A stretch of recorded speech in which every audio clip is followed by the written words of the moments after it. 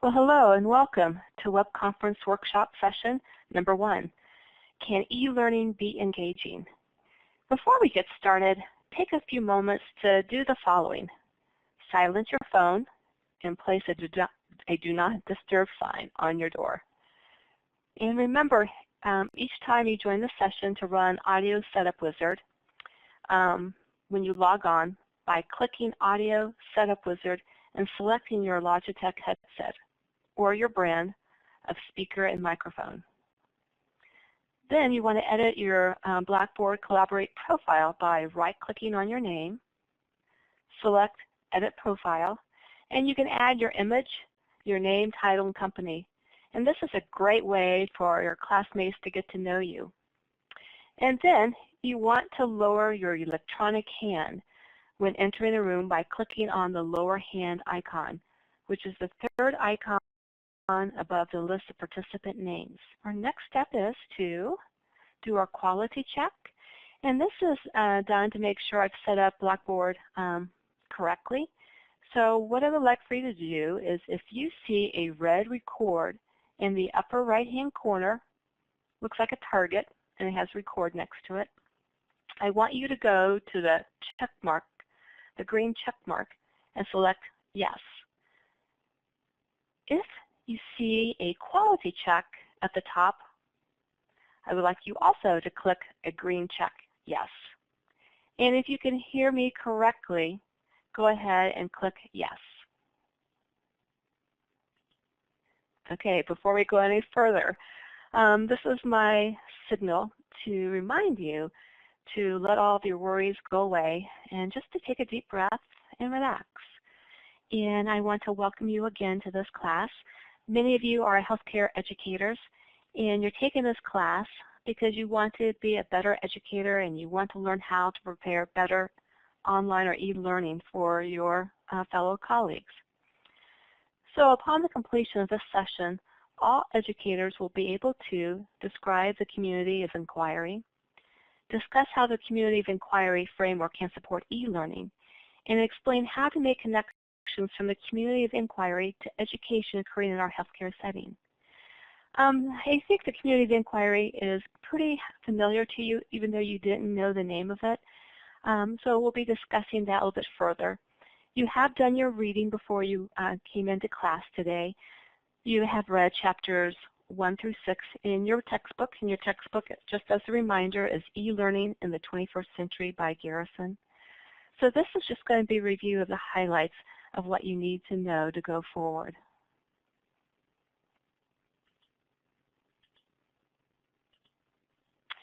So we are going to take a little break, and we're going to do an icebreaker.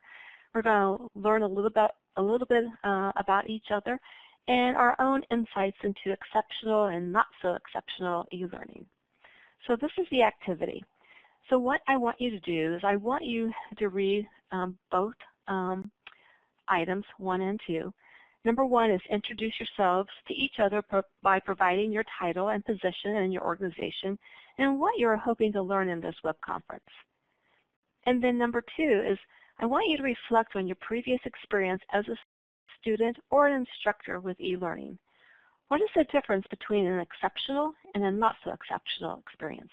And I want you to base your answers on the social, cognitive, and teaching presence.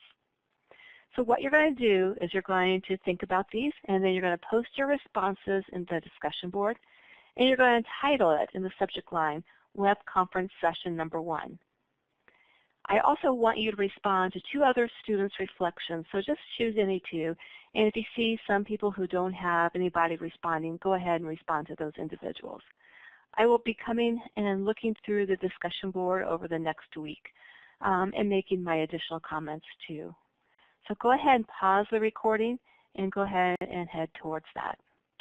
Well, welcome back. What did you find out about yourselves and others in the class for this activity? Were you able to identify those exceptional e-learning experiences? And if you did, what made them exceptional and what made the others not so exceptional? I'm looking forward to reading those. So we're going to move on now to exploration phase.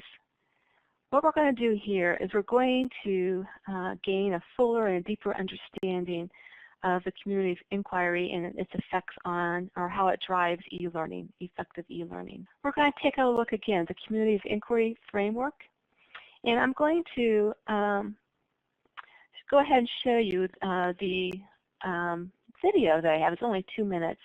It does actually a nice review, and then we'll come back and do a little bit of a discussion. So just follow along with me, please.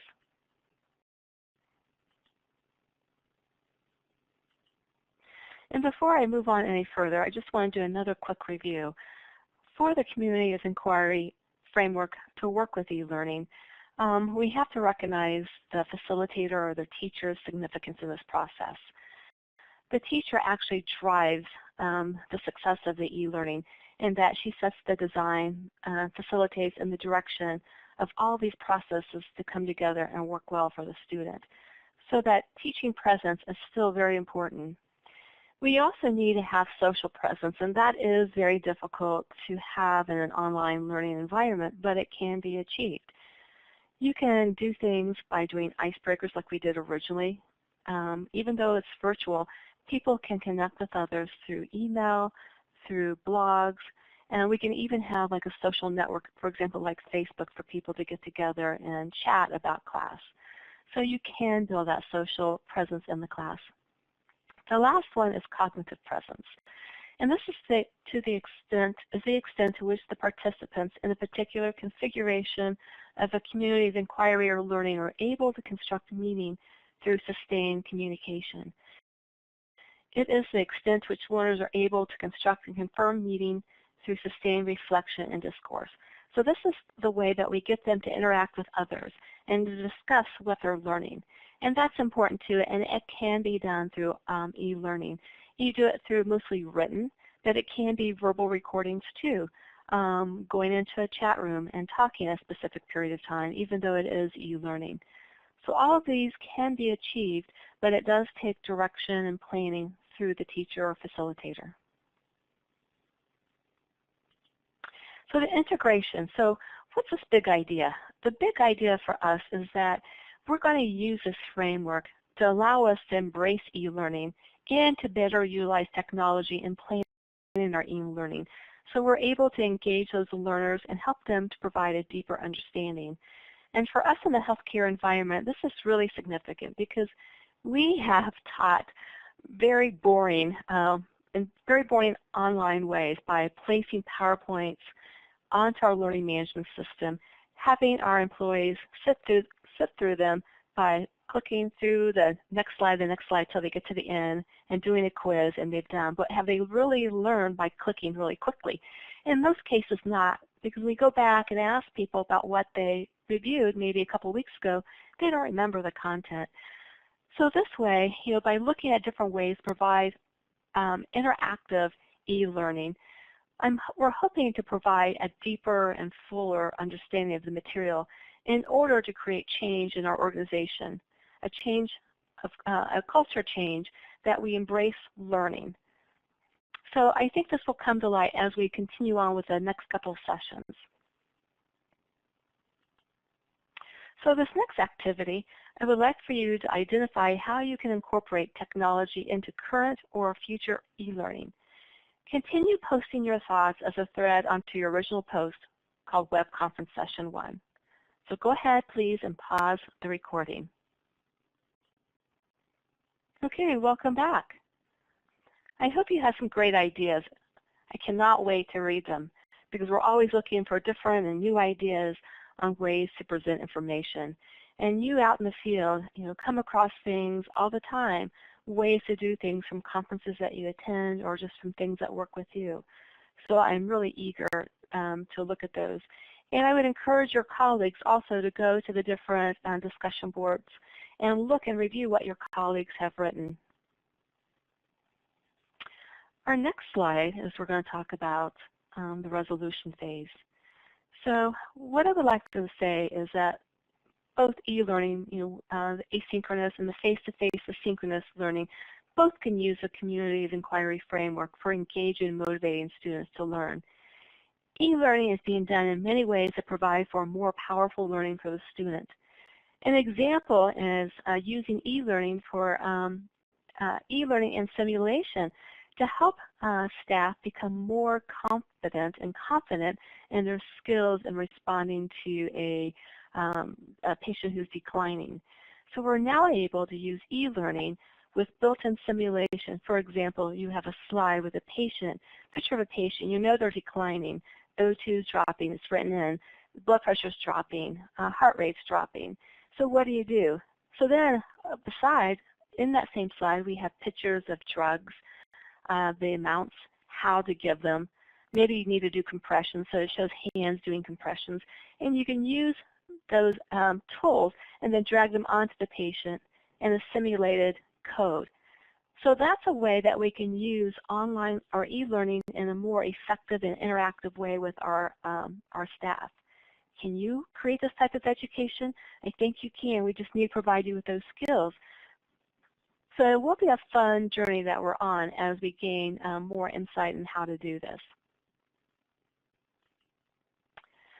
So in summary, the Community of Inquiry Framework allows for rethinking of traditional online learning, you know, those boring PowerPoints and our learning management system that we sat through, to a more powerful e-learning system, which is going to bring change in our organization and create that culture of learning that we've been desiring for several years now.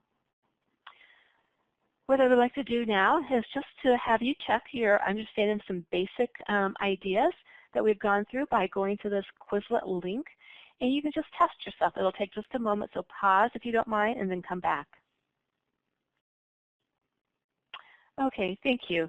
And to end today's first session, as usual, you can contact me by email, or phone, and I promise to get back to you within 24 hours. But because we're trying to build a sense of community within your group, I would like for you to post your questions on discussion board and allow time for your classmates and colleagues to answer them. And I'll be perusing the discussion board, and if I see if questions aren't being answered, I will chime in. But have a great week, and I will look forward to our next session. Thank you.